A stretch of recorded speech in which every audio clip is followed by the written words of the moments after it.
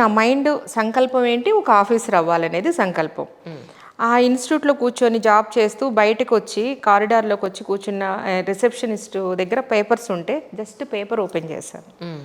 ఈనాడు ప్రతిభ ఆ రోజు ఒకవైపు అందరు ఇంటర్వ్యూస్ వేశారు.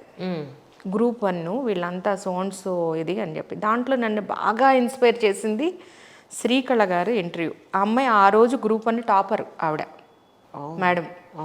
తను ఏం చెప్పారంటే, నేను చాలా నార్మల్ చదువుకున్నాను, నేను తెలుగు మీడియంలో చదువుకున్నాను, నేను ఇలా కష్టపడటం వల్ల నాకు వాసిరెడ్డి అమర్నాథ్ గారు అపెక్స్ కోచింగ్ సెంటర్లో నేను కోచింగ్ తీసుకోవటం వల్ల నాకు ఈరోజు ఈ పొజిషన్లో ఈ ర్యాంక్ వచ్చిందని చెప్పేసి ఆవిడ ఇంటర్వ్యూస్ చాలామంది వేశారు టాపర్స్ ఇవి.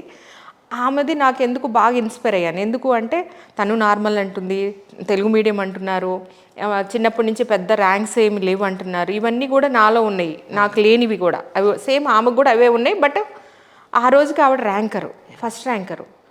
ఇమీడియట్గా పక్కనే అపెక్స్ కోచింగ్ సెంటర్ వాళ్ళు ఒక యాడ్ వేశారు, గ్రూప్ 1 త్వరలో గ్రూప్ 1 నోటిఫికేషన్ పడబోతుంది, ఇలా క్లాసెస్ స్టార్ట్ అవుతాయి అని చెప్పేసి. ఇమీడియట్గా వాళ్ళకి నెంబర్కి కాల్ చేస్తే సో డేట్ నుంచి స్టార్ట్ అవుతాయి అని చెప్పారు. అసలు మీరు నమ్మరు, ఇంకోటి ఆలోచించలేదు. అక్కడ వాళ్ళకి చెప్పేశాను, బాబు నాకు శాలరీ ఈ మంత్ ఇవ్వకపోయినా ముందు 1 మంత్ బిఫోర్ చెప్పాలి మనం మానేసేటప్పుడు, ఈ మంత్ శాలరీ ఇవ్వకండి. అప్పటికి 25th ఏదో వచ్చేసింది. నమస్కారం పెట్టేసి వెళ్ళిపోయి ఆ ఇన్స్టిట్యూట్లో జాయిన్ అయిపోయాను. నేను ఒక్కదాన్నే లేడీ ఆ గ్రూప్లో. మొత్తం అందరు గోల్డ్ మెడలిస్టులు, తర్వాత ఎప్పుడెప్పటి నుంచో రాస్తున్న వాళ్ళు, చాలా మేధావులు అందరూ ఉండేవాళ్ళు. అసలు ముందు గ్రూప్ 1 కంటే వాళ్ళని చూసి భయపడతా ఉండేదాన్ని నేను. అసలు వాళ్ళందరూ మాట్లాడుకుంటే ఏం మాట్లాడుతున్నారో అర్థమయ్యేది కాదు. అసలు ఎక్కడి నుంచి మాట్లాడుతున్నారు, ఏం మాట్లాడుతున్నారు, అన్న ఇది ఎలా ఉంటుంది అనే వాళ్ళని అడుగుతూ ఉంటే ఏదో అంటే చూసి ఇది ఉంటుంది లేపో, అది ఉంటుంది లేపో అని చెప్పేసి అట్లా చెప్తూ ఉండేవాళ్ళు.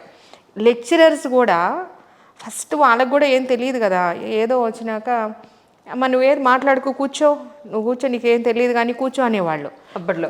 ఫస్ట్ వెళ్ళిన ఒక 1 week 10 days ఓకే ఇలా అంటున్నారు కదా అని. ఆఫ్టర్ ఒక 2 months తర్వాత మీరు నమ్మరు, అదే లెక్చరరు ఏదైనా క్వశ్చన్ అడిగితే ఆ అమ్మాయి తప్ప ఇంకెవరన్నా చెప్పండి అనేవాళ్ళు.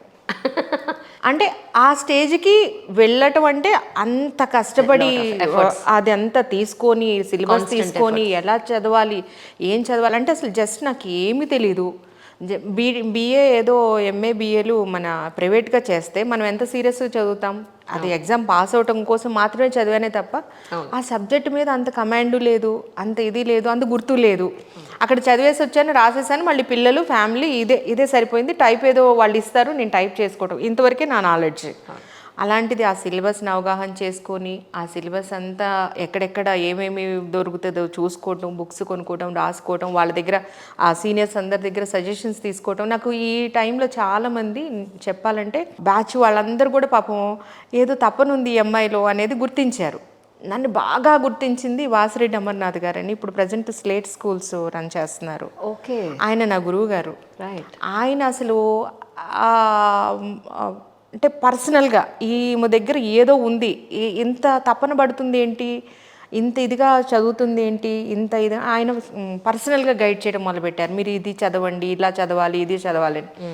అసలు సిన్సియర్గా ఆ టైంలో మళ్ళీ ప్రెగ్నెంట్, సెకండ్ బాబు, ఆ ప్రెగ్నెంట్తోనే వెళ్ళేదాన్ని. వాళ్ళందరూ నన్ను చూస్తుంటే ఇదేంట్రా బాబు, ఇవే అసలు ఈ మామూలు విషయం, ఈ ప్రెగ్నెంట్ ఏంటి, ఆల్రెడీ ఒక బాబు 11 years బాబు, వాళ్ళిద్దరికి బాబుకి పెద్ద బాబు చిన్న బాబు 11 years గ్యాప్. ఆ 11 years బాబు, ఈ ప్రెగ్నెంట్, ఈవిడ రావటం ఏంటి, చదవటం ఏంటి, అసలు ఎవరికి అర్థమయ్యేది కదా. ఇదేదో ఊరికే హమ్ముక్కో ఏదో చేస్తుంది, సాధించినప్పుడు చూద్దాం. చాలా మంది గ్రూప్ 1 అసలు దానికి గ్రూప్ 1 అంటే తెలుసా, ఏం తెలుసు, ఇక్కడ దాకా అంటలు తోముకునేది, ఇక్కడ ఉండేసి బట్టలు ఉతుక్కునే మనిషికి గ్రూప్ 1 అంటే ఏంటి అని అంత అలా అనుకునేవాళ్ళు. ఆ టైము ఫస్ట్ అటెంప్ట్ 2000లో రాశాను అంజలి. ఇంటర్వ్యూకి వెళ్ళాను, 45 vacancies మాత్రమే ఉన్నాయి, 1:2 అంటే 90 members I'm the one of the person. It's amazing. I was one of the person, everybody surprised, అసలు ఇంక్లూడింగ్ నాకు ఇది చదవాలి అని చెప్పిన మనుషులకు కూడా రాని ఇంటర్వ్యూస్ నాకు వచ్చింది.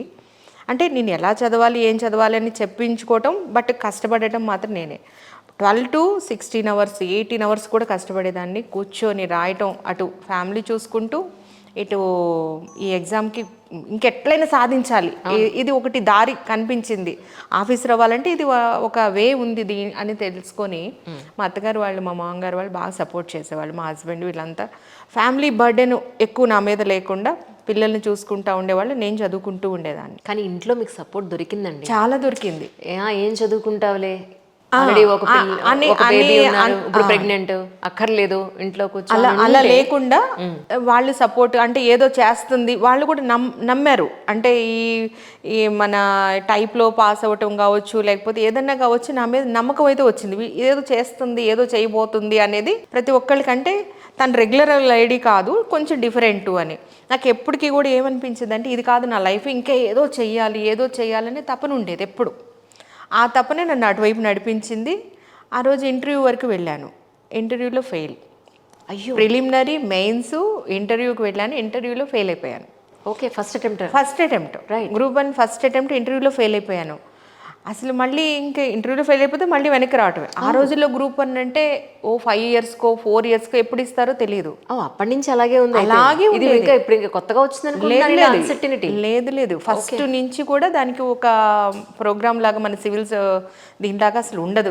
గవర్నమెంట్ తలుచుకుంటే పెద్ద విషయం అండి అది ఇంకా అలా ప్రాసెస్లో జరుగుతూ ఉంటుంది. కొంతమంది రాని వాళ్ళు మళ్ళీ దాన్ని పోస్ట్ పోన్స్ చేయించుకోవడానికి ట్రై చేస్తూ ఉంటారు. ఇది ఎప్పుడు జరిగే విషయమే. ఆ రోజు కూడా అంతే. మళ్ళీ అక్కడ దాకా వెళ్ళిన నేను వెనక్కి కింద పడిపోయినట్టు ఆల్మోస్ట్. అది నా టర్నింగ్ పాయింట్ యాక్చువల్గా. అంటే నేను వెనక్కి తిరిగి చూసుకుంటే నా ఫెయిల్యూర్స్నే నేను స్టెప్పింగ్ స్టోన్స్గా మలుచుకొని చేసుకుంటామంటాను కదా, స్టెప్పింగ్ స్టోన్స్ ఇది అన్నట్టుగా ఫెయిల్యూర్సే సక్సెస్కి స్టెప్పింగ్ స్టోన్స్, వివేకానంద గారు చెప్పినట్టుగా. అది మళ్ళీ అంటే ఏమేమి తప్పులు చేశాను, ఎక్కడెక్కడ తప్పు చేశాను, అది ఎప్పుడైనా రానివ్వండి, నెక్స్ట్ గ్రూప్ 1 నోటిఫికేషన్ ఏ రోజైనా రానివ్వండి, నేను ఏం మిస్టేక్స్ చేశాను. నిజంగా నేను ఎప్పుడు ఎవరితో అడిగితే కూడా నేను అదే చెప్తాను. నాకు ఆ రోజు రాకపోవడం కరెక్ట్. ఎందుకంటే నాకు అంత పర్సనాలిటీ డెవలప్మెంట్ లేదు. ఆల్ ఆఫ్ సడన్గా కిచెన్లో నుంచి ఆఫీసర్స్ అక్కడ ఐఏఎస్ ఆఫీసర్స్ టీం కూర్చోగానే వాళ్ళ ముందుకెళ్ళి వణికిపోయాను నేను అసలు. అంటే యాజ్ ఏ ఒక ఆఫీసర్గా కనుక ఆ రోజు నేను కూర్చొని ఉంటే ఐ కాంట్ డూ ఇది మాట చేయలేకపోయేదాన్ని. వాళ్ళు కరెక్ట్ జడ్జిమెంటే ఇచ్చారు. నాకు పర్సనాలిటీ డెవలప్మెంట్ లేదు, నాలెడ్జీ టెస్ట్ వరకు ఓకే అయిపోయింది కానీ ఇవిడికి పర్సనాలిటీ డెవలప్, నేను ఐ అగ్రీడ్, ఐ యాక్సెప్టెడ్. దాన్ని ఎలా డెవలప్ చేసుకోవాలనేది తర్వాత క్రమంలో ప్రాక్టీస్ చేసుకుంటూ వచ్చాను. ఆ టైంలోనే గ్రూప్ 2 మనకి నోటిఫికేషన్ వచ్చింది, వెంటనే రాశాను. దాంట్లో సబ్ ఇన్స్పెక్టర్ ఆఫ్ ఎక్సైజ్. నేను యూనిఫామ్ జాబ్ అదే వదలలేదు, రాశాను, వచ్చింది. తర్వాత 2.5 years మళ్ళీ నెక్స్ట్ గ్రూప్ 1 రాసే మధ్యలో నేను ఆ జాబ్ కూడా చేసేసాను. రైట్. వరంగల్ డిస్ట్రిక్ట్ పరకాల్లో చేశాను. బెస్ట్ సబ్ ఇన్స్పెక్టర్ అవార్డు తెచ్చుకున్నాను.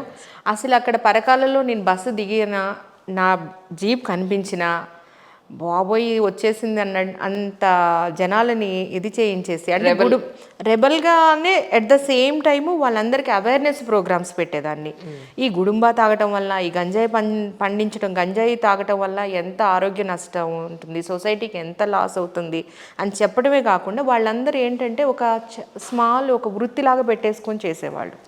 వాళ్ళకి ఎంఆర్ఓస్ దగ్గరికి తీసుకెళ్ళటం, వాళ్ళకి ఏమేమి అవకాశాలు ఇవ్వగలుగుతారు, మిషన్స్ ఇప్పించటం, అలాంటి ఏది ఉంటుందో వాళ్ళకి కౌన్సిలింగ్స్ లాగా చెప్పించటం, అలా చేసి ఊరు విలేజ్ తిరిగేదాన్ని, విలేజ్కి చెప్పేదాన్ని, సర్పంచుల్ని కలిసేదాన్ని, మార్చడానికి ట్రై చేస్తూనే అట్ ద సేమ్ టైం ఉక్కుపాదం వేసినట్టుగా కంప్లీట్గా నేను వెళ్ళాను అంటే మాత్రం అక్కడ ఆ ఊర్లో ఇంకా మళ్ళీ వాళ్ళు పెట్టడానికి చాలా టైం తీసుకునేంత ఇదిగా మొత్తాన్ని చేసేసి వచ్చేసేదాన్ని.